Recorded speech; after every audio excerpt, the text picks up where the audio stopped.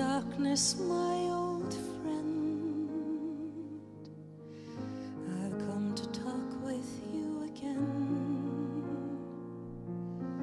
because a vision softly creeping left its seeds while I was sleeping,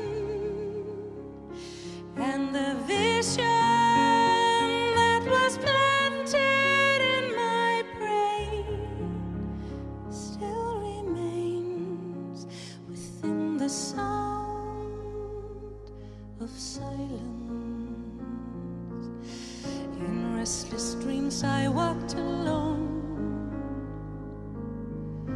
narrow streets of cobblestone,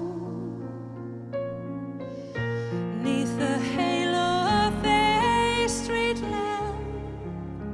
I turned my collar to the cold and damp, when my eyes were stabbed by the flash of a neon light that split the night and touched the sound of silence.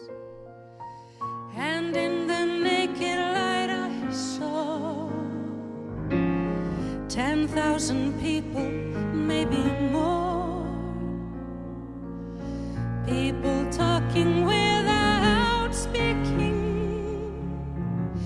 people hearing without listening, people writing songs that voices never shared. No one dared disturb the sound of silence.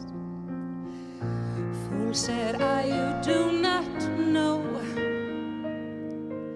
Silence like a cancer grows. Hear my words that I might teach you.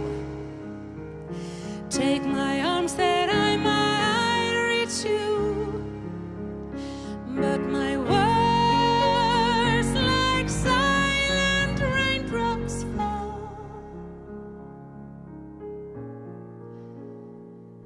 and echoed in the wells of silence. People bowed and prayed to the neon god they